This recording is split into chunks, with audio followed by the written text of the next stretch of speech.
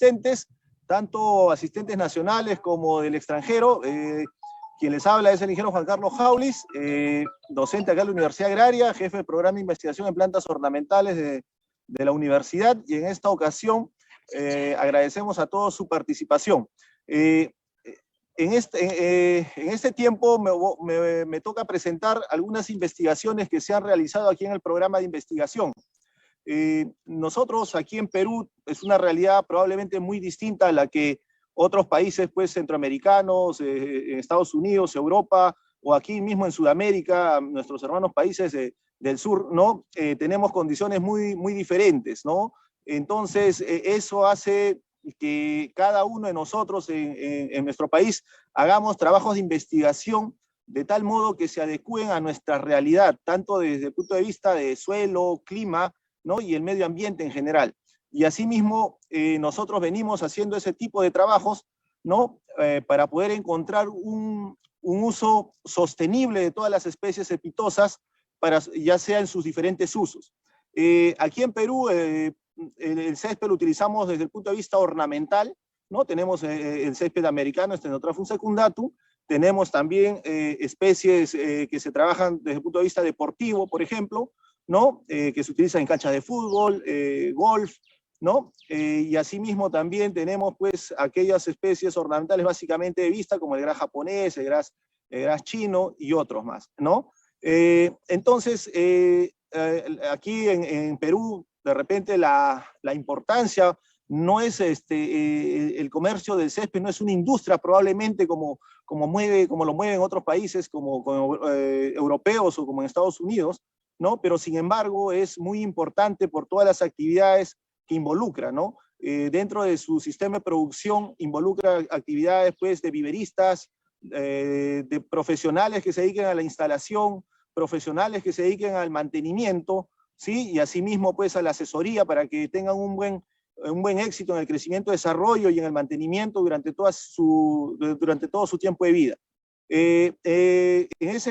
Por ese camino nosotros aquí muy conscientes de todo este tema que se viene presentando, algunos problemas en el césped, venimos haciendo investigación en tipos de sustratos, en sistemas de riego, calidad de agua de riego, ¿no? Así también, pues, probando diferentes especies, ¿no? E híbridos que se puedan adaptar a nuestras condiciones. También cabe recalcar que nosotros aquí en Lima es la segunda ciudad más desértica del mundo después del Cairo, entonces podemos entender que el recurso hídrico es un factor muy limitante para todas nuestras actividades productivas. Y aquí en Lima, si estamos en medio de un desierto, con una población ya que está bordeando los 10 millones de habitantes, ¿no? En la cual 1.700.000 personas probablemente no tienen agua potable, ¿no? Según las estadísticas, 1.700.000 personas no tienen acceso al agua potable, y en todo el Perú 4,5 millones de personas no gozan del agua potable. Y como ustedes saben, el césped es una especie, dependiendo también de la especie, ¿no? Y los híbridos, es una especie que consume, algunos que consumen bastante agua, otros mediano y otros, ¿no? Menor consumo de agua. Entonces, creo que ahí hay una gran responsabilidad por todos los profesionales de poder desarrollar trabajos de investigación que nos conlleven a obtener híbridos con bajos requerimientos hídricos y bajo también mantenimiento, ¿no? Sí, y claro, sin desmerecer la calidad de nuestras canchas deportivas o de nuestras áreas verdes desde el punto de vista paisajista y ornamental, ¿no? Asimismo, también es importante este tipo de eventos porque no solamente se reúnen en estos eventos la comunidad científica, sino también las empresas privadas, ¿no? Dedicadas al rubro, ¿no? En obtención de semillas, híbridos, por ejemplo, aquellos que comercializan sustratos, fertilizantes, bioestimulantes, etcétera, ¿no? Y es importante porque este tipo de eventos nos ayuda a conocernos y a interrelacionarnos y poder estrecharnos la mano y por qué no hacer trabajos futuros conjuntos, ¿no? Y asimismo ser un solo bloque para poder también participar en las políticas del Estado, ¿no? Porque lamentablemente a veces aquí en Perú no se ve el sector ornamental como una actividad agronómica productiva como si lo ven a los cultivos frutales, hortalizas, por ahí granos nativos, raíces tuberosas, etcétera, ¿no? Pero como vemos es un rubro muy interesante, es un rubro que dinamiza la economía también de nuestro país y que involucra digamos, muchas actividades productivas que involucran gran personas en todo este proceso, ¿no? O sea, es gran generadora de fuente de trabajo, ¿no? Entonces, y es importante también esta organización fundada aquí en la universidad, que la preside el ingeniero John Romero, que también es ahora actualmente recién elegido presidente de la Comisión de Río de Ate, porque sabemos que el agua es un factor muy importante para todas nuestras actividades productivas, ¿no? Entonces, en ese sentido, vamos por ahí, ¿no? Fortalecer esta organización a nivel nacional e internacional para poder ser partícipes en las políticas agrarias nacionales y que haya un mayor apoyo en este rubro. Asimismo, tender las redes para poder hacer alianzas estratégicas, ¿no? Poder hacer investigaciones, participar en proyectos, ¿no? Y asimismo fortalecer, ¿no?, las capacidades de los profesionales que se van formando en esta casa de estudios y que puedan salir afuera para poder seguir adquiriendo mayor conocimiento, mayor experiencia y poder volcarlas después de vuelta aquí en nuestro país, ¿no? Bueno, entonces, habiendo hecho esta antesala, me honro en presentar en esta oportunidad, en esta primera ponencia, ¿no?, a la ingeniera Liz Kelly Portocarrero Tantavilca, es egresada de acá de la Universidad Nacional Agraria La Molina, quien hizo su tesis que hizo un trabajo de investigación que fue financiado por Innovate Perú con un proyecto que nosotros presentamos con la empresa Garden Plants, ¿no?, dedicada al rubro de jardinería, ¿no? Presentamos un proyecto y gracias a eso se pudo financiar su trabajo de investigación, que la voy a exponer el día de hoy y lleva como título Sustratos reciclados, ¿no? Lleva como título el uso de sustratos reciclados y diferentes tipos de aislantes, ¿no?, en la producción de césped, de dos tipos de especies de césped, ¿no?, Paspalum y Sinodon dactylon, ¿no?, bajo condiciones de vivero, ¿no? Ese es el trabajo de investigación que en estos momentos va a presentar la ingeniera Liz Kelly Portocarrero, que por cierto el día de hoy va a hacer una ponencia porque ella desde el extranjero, porque ella se encuentra ahorita en la Universidad de Hungría de Ciencias de Agronomía y de la Vida, ¿no? Está haciendo su maestría en el Departamento de Floricultura y Dendrología, ¿no? Y desde ahí hoy nos va a compartir la experiencia de su trabajo de investigación de pregrado. Ingeniera Liz Kelly, le cedo el pase, por favor, para que nos pueda hacer la exposición de su trabajo de investigación. Buenas tardes con todos, ¿me pueden escuchar? Sí, Kelly, se te escucha. Buenas tardes. Voy a compartir mi pantalla.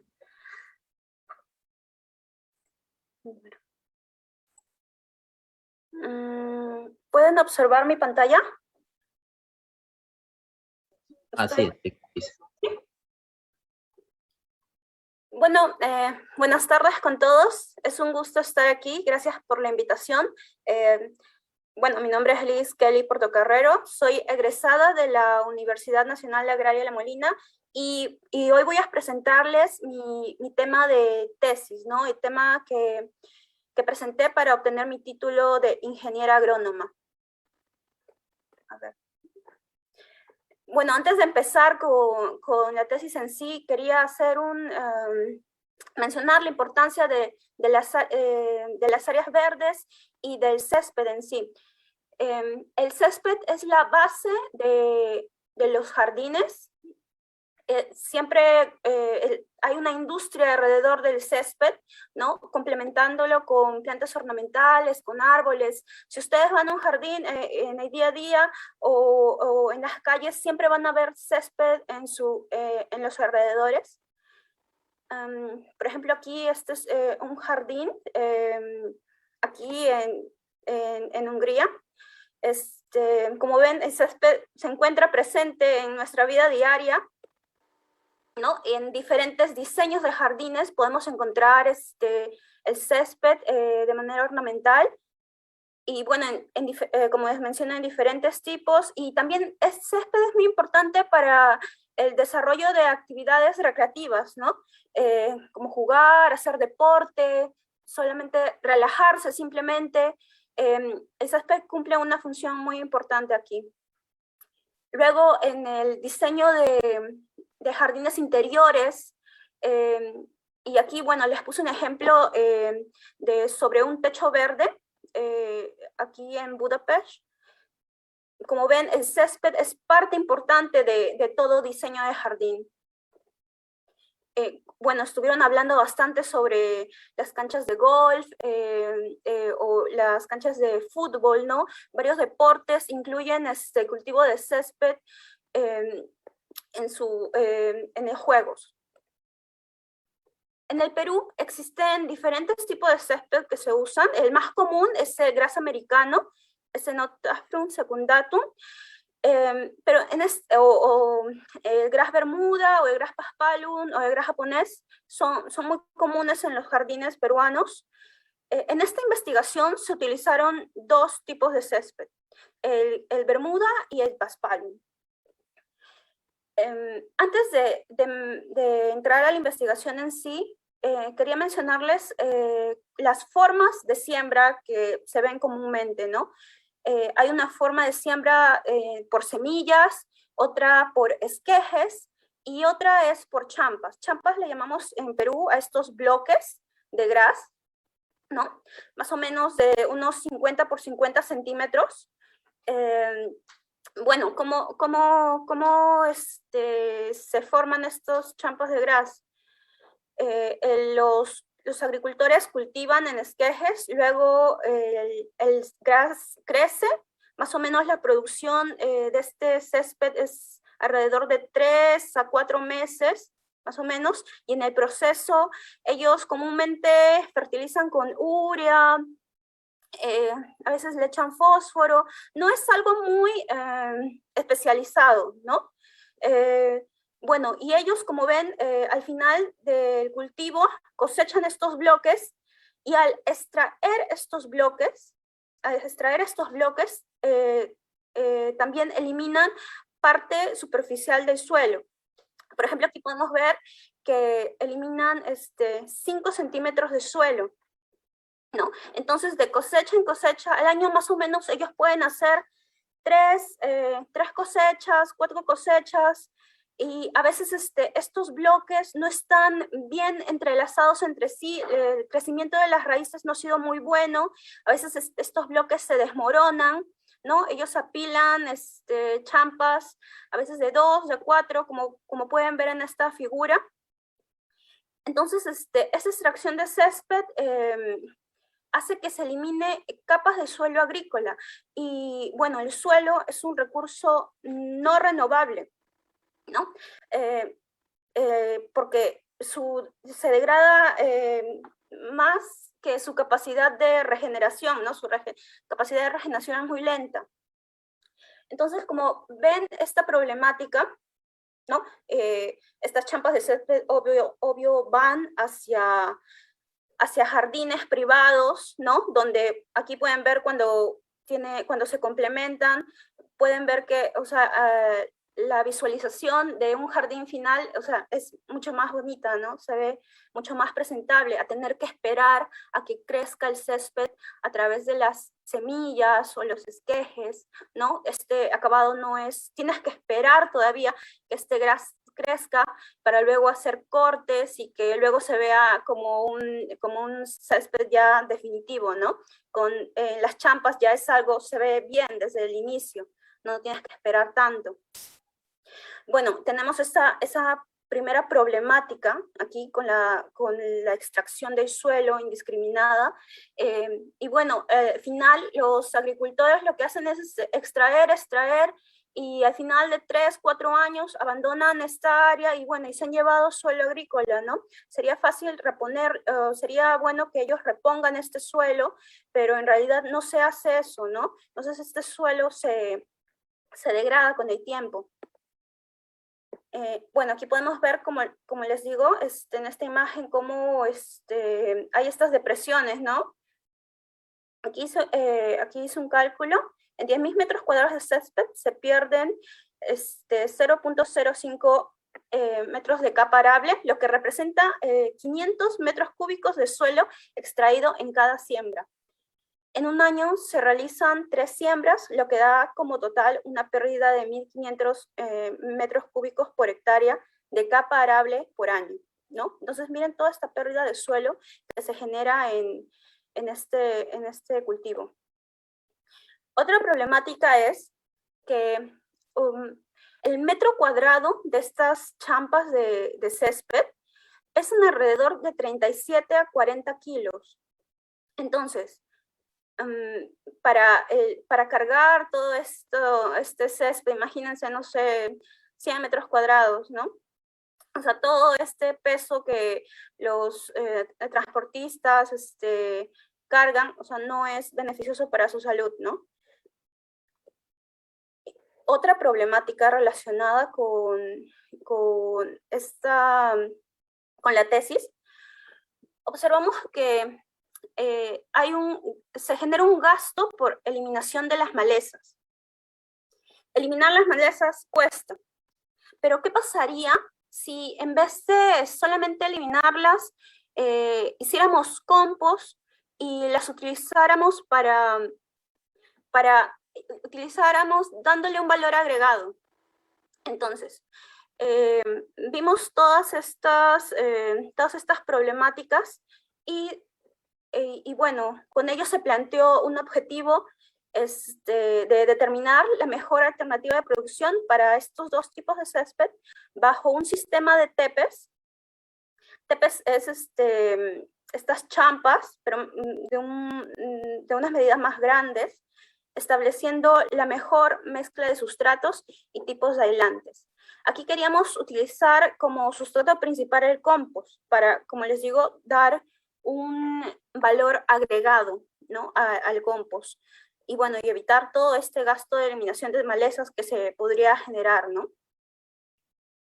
Bueno, en esta tesis se obtuvieron, se generaron objetivos específicos, ¿no?, como las evaluaciones morfológicas, de tamaño, de peso.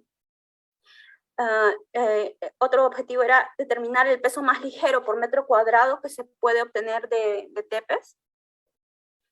Y bueno, comprobar la facilidad de enrollamiento, ¿no? ¿Qué tan factible es esto? Determinar la producción más económica de tepes por metro cuadrado era también uno de los objetivos. Bueno, los factores en estudio fueron 6 sustratos, ¿no? Aquí están con sus descripciones. Y bueno, 2 tipos de aislantes. Una era solamente una manta plástica de polietileno y otra era la manta plástica más una malla Rachel para ver si era necesario, ¿no?, para tener las raíces bien compactas y poder enrollarlo, ¿no? Y bueno, como vemos, utilizamos compost más fibra de coco y acerrín compostado y diferentes proporciones de acerrín compostado con compost. Bueno, aquí están los tratamientos, los diferentes tratamientos que se tuvieron tanto para Bermuda como para Paspalum. No, bueno, se realizó un DBCA y se utilizó SAS para el análisis y bueno, se realizó todas las comparaciones de medias, ¿no?, utilizando una prueba de rango múltiple de Duncan. El lugar de investigación fue el programa de ornamentales en los meses de primavera-verano. La instalación del cultivo. ¿Cómo realizamos este trabajo de investigación? Bueno, preparamos un terreno, más o menos 400 metros cuadrados de área. Procedimos con el armado de camas, ¿no? Más o menos las camas tuvieron una dimensión de 4 metros por 1 metro con 0.05 metros de profundidad y se hizo un sistema de riego. Se realizó un sistema de riego para este cultivo. Luego de ello se procedió a instalar una manta plástica, ¿no? Como les dije, no se planeaba usar suelo, se impermeabilizó completamente esta área y se procedió con el preparado de los diferentes sustratos, ¿no?, diferentes mezclas de sustratos.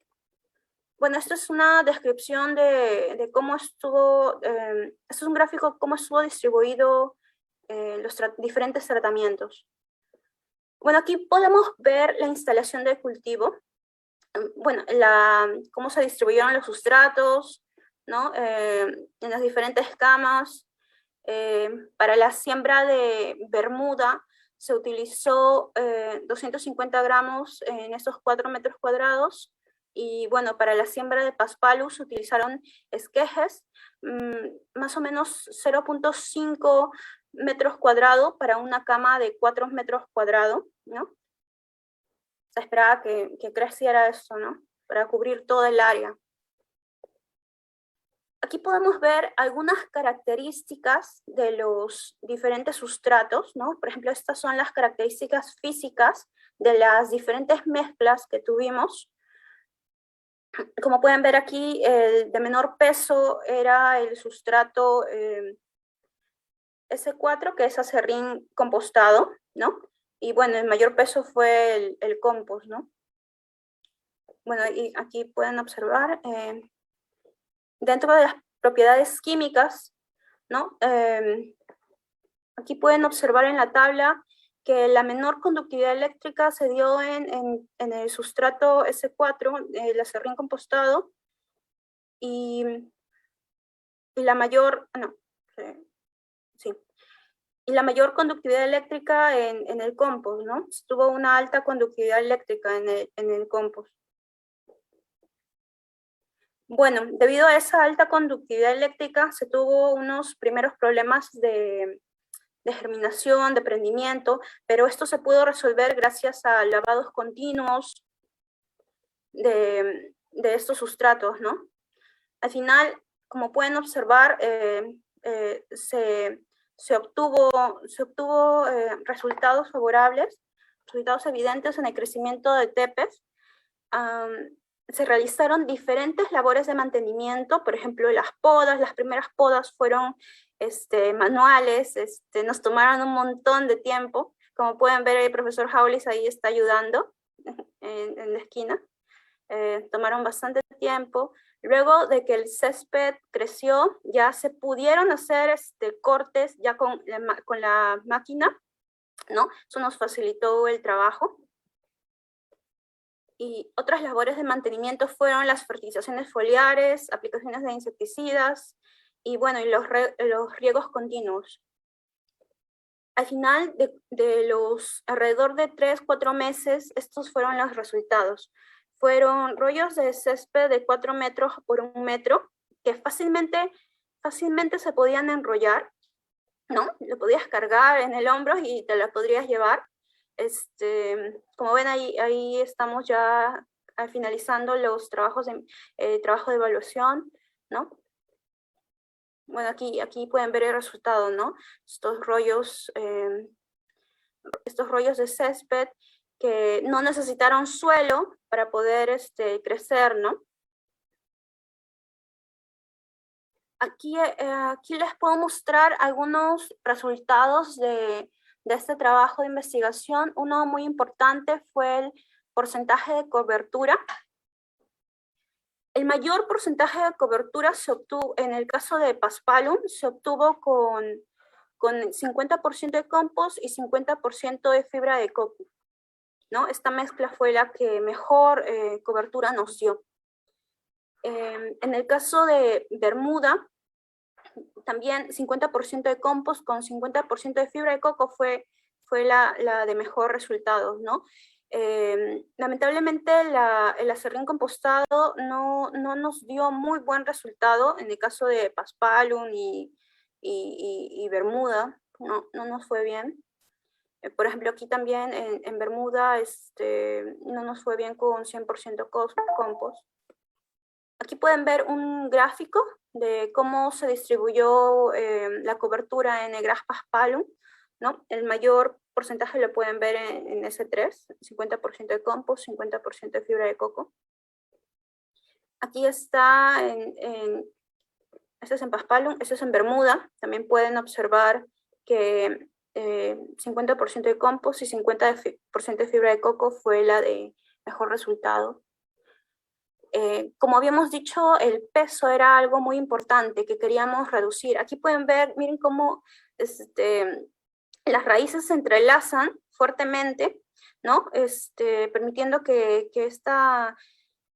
este tepe se pueda enrollar, ¿no? Aquí están los chicos cargando 4 metros cuadrados de gras, ¿no?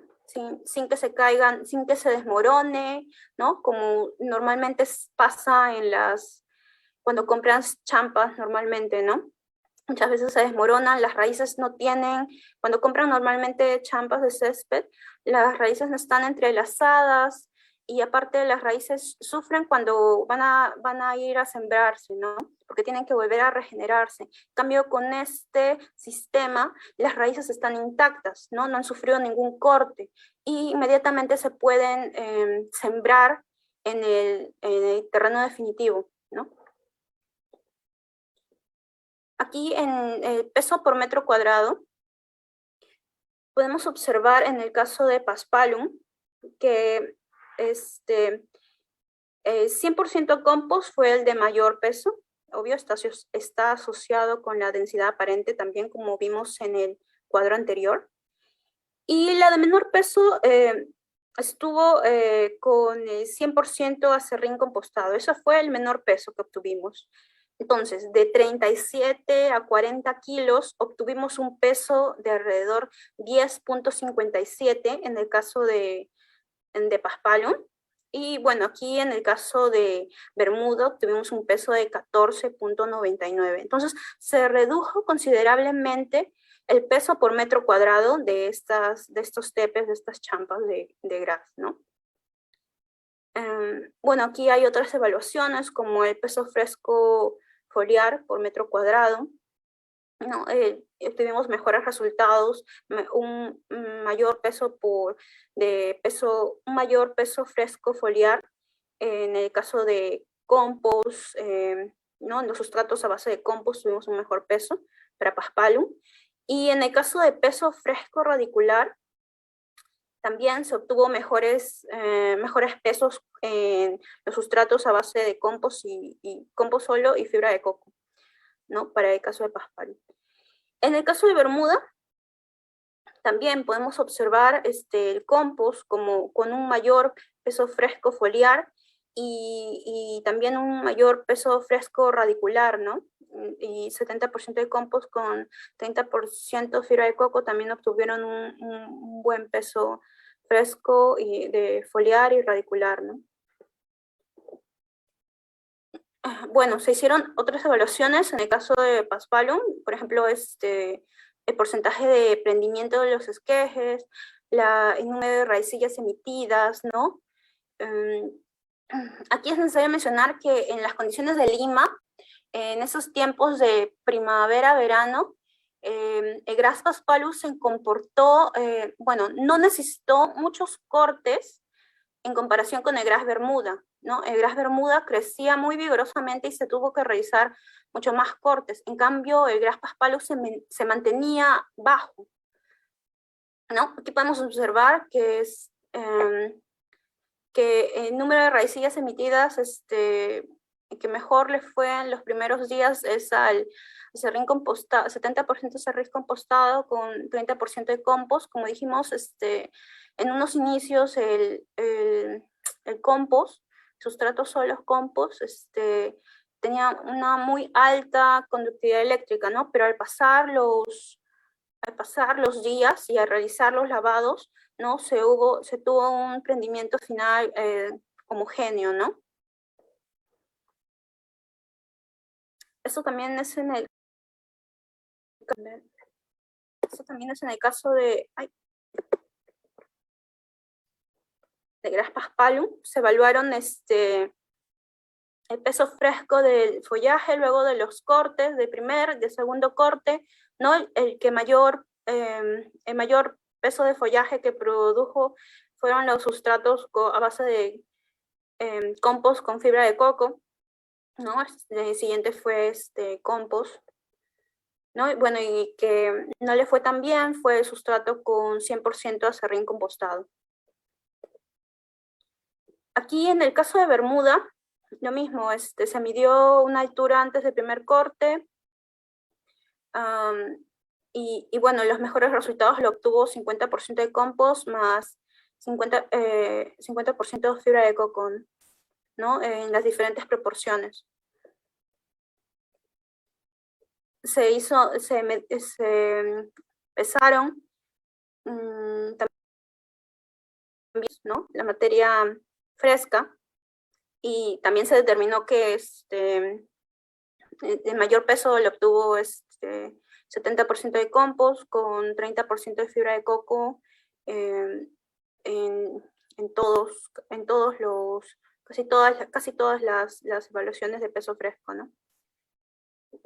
Junto con 50% de coco y 50% de compost.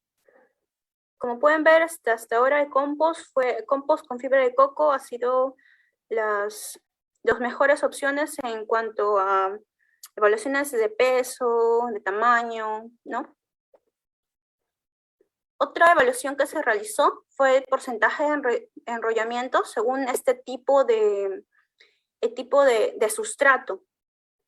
Lo que se observó es que tanto los sustratos con fibra de coco, S1, S2, S3, fueron los de mejor resultado en el caso de Paspalum, y también en el caso de Bermudas se presentaron estos sustratos como los mejores, ¿no?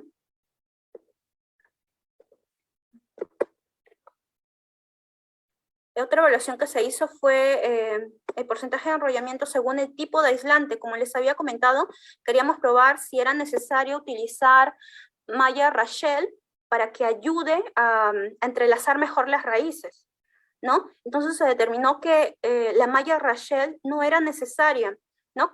Solamente con las raíces naturales era suficiente, no hubo ninguna diferencia estadística significativa, ¿no? Entonces, solo las raíces eran necesarias para el enrollamiento de los tepes. Hicimos una evaluación final de costos y de calidad visual, ¿no? Ahora solamente les presento la de calidad visual, ¿no? Se observaba que tenía una mejor calidad los sustratos a base de compost, ¿no? Ellos presentaron una mejor calidad en comparación con los de acerrín, ¿no?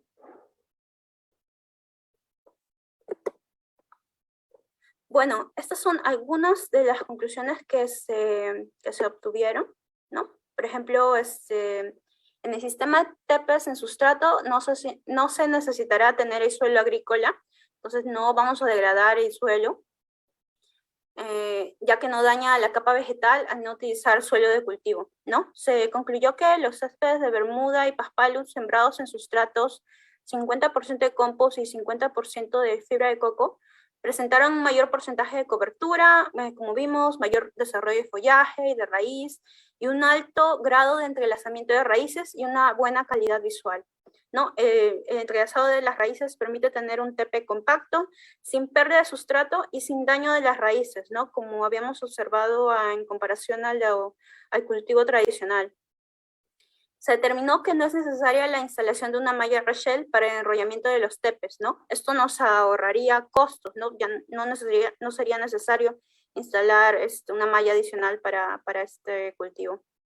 El acerrín presentó el menor peso por metro cuadrado, pero no tuvo un buen desarrollo foliar, radicular y de entrelazamiento. Bueno, aquí podemos ver que no tuvo muy buenas características, sin embargo, si se debería, bueno, ahí también los pongo en recomendaciones en mi tesis, de que si se presentaran mayor fertilizaciones foliares de repente, el acerrín podría presentar una mejor característica tanto visual como en otras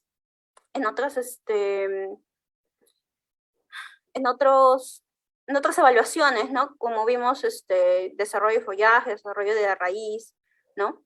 Entonces, se podría hacer eso, ¿no? Intentar con el acerrín, porque es un sustrato súper barato y disponible, y se tendría que hacer más evaluaciones para ello. A pesar del daño inicial causado por las sales en la germinación y el prendimiento de los esquejes, por ese problema que tuvimos de compost, el compost posee propiedades físicas y químicas favorables para el desarrollo y crecimiento de cultivo en tepes, ¿no? Es bueno siempre hacer análisis de nuestros sustratos. El compost varía dependiendo de dónde lo consigas, ¿no? En Perú no hay como que estándares fijos de calidad de compost, ¿no? Entonces, de productor en productor, esto va a cambiar. La producción de tepes en sustratos se dio en 4 meses, pero este tiempo puede ser reducido a 3 meses en verano y así puede estimarse más o menos 4 cosechas al año. Algunas recomendaciones, ¿no? Pero solamente son algunas. Hacer evaluaciones de cultivo de bermuda y paspalu en época de invierno, no llegamos a hacer la época de invierno. Buscar una alternativa de sustrato ligero para reemplazar la fibra de coco y reducir costos. No lo puse en el análisis, en estas diapositivas, pero la fibra de coco es uno de los sustratos más caros, ¿no? En comparación con el compost y el acerrín. Reducir el espesor del sustrato para reducir el peso y costo por metro cuadrado. A partir de este trabajo de investigación, se realizaron otros trabajos de investigación relacionados con tepes en sustratos y también trabajos en salinización con paspalum, ¿no? Realizar trabajos de investigación en post cosecha de tepes, ¿no? Así como evaluaciones que permitan determinar el comportamiento en el campo definitivo, ¿no? No llegamos a hacer esa parte. Realizar análisis previos de cada uno de los componentes de sustrato para determinar las características físicas y químicas para realizar las enmiendas necesarias antes de la siembra, ¿no? Esto es muy importante, ¿no? Como les digo, varía dependiendo de cada proveedor. Bueno, muchas gracias por la invitación. No sé si tengan alguna pregunta. Gracias, John, por todo el trabajo que estás haciendo. Gracias, ingeniero Juan Carlos, al ingeniero Palacios, porque me apoyaron en el desarrollo de la tesis. Y bueno, no sé si tengan alguna duda.